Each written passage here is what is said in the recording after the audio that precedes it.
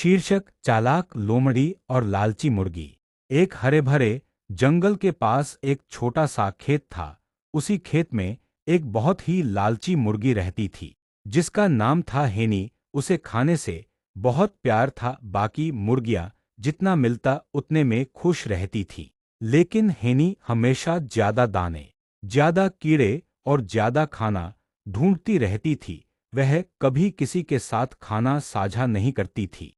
जंगल में पास ही एक बहुत चालाक लोमड़ी रहती थी, जिसका नाम था फिजो। वह रोज हेनी को देखता और सोचता, यह मुर्गी बहुत लालची है, इसे आसानी से बेवकूफ बनाया जा सकता है। एक दिन फिजो के दिमाग में एक योजना आई। वह खेत के पास आया और धीरे से बोला, हेलो हेनी, मुझे एक ऐसी जगह मिली है जहां बहुत सारे ताजे और बड़े बड़े मक्के के दाने पड़े हैं, जो किसान के दानों से भी अच्छे हैं। हेनी की आंखें चमक उठी। सच में कहा है? फिजो मुस्कुराया, मेरे साथ चलो, लेकिन किसी को मत बताना, वरना सब पहले ही खा लेंगे। लालच में अंधी हेनी बिना किसी को बताए लोमड़ी के पीछे पीछे जंगल की ओर चल पड़ी। थोड़ी देर चलने के बाद हेनी थक गई। उसने पूछा, दाने कहाँ हैं? फिजो बोला, बस थोड़ा आगे। वे एक छोटे से तालाब के पास पहुंचे। वहां कोई दाना नहीं था।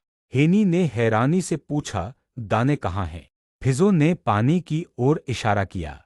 देखो, दाने तालाब के अंदर चमक रहे हैं, बस तुम्हें पानी में कूदकर उन्हें निकालना है। हेनी ने पानी में अपनी परछाई देखी और उसे ही दाने समझ लिया। बिना सोचे समझे वह तालाब में कूद गई। झपाग! पानी ठंडा और गहरा था। हेनी तैरने के लिए जूझने लगी। फिजो हंसने लगा, तुम इतनी लालची हो कि सोचने का समय ही नहीं लिया। हेनी चिल्लाई, बचाओ बचाओ। तभी किसान का कुत्ता ब्रूनो आवाज सुनकर वहां आ गया। लोमड़ी को देखकर वह जोर जोर से भौंकने लगा। फिजो डरकर वहां से भाग गया। ब्रूनो ने हेनी को तालाब से बाहर निकाला और उसकी जान बचाई। हेनी कांपती हुई खेत में वापस आई। उसे अपनी गलती का एहसास हुआ। उसके लालच ने उसकी जान खतरे में डाल दी थी।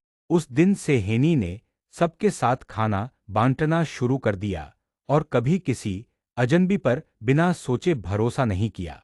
और फिर उसने भी सीखा कि जरूरत से ज्यादा चालाकी कभी कभी उल्टी पड़ जाती है। सीख, लालच और जरूरत से ज्यादा चालाकी दोनों ही मुसीबत का कारण बन सकते हैं।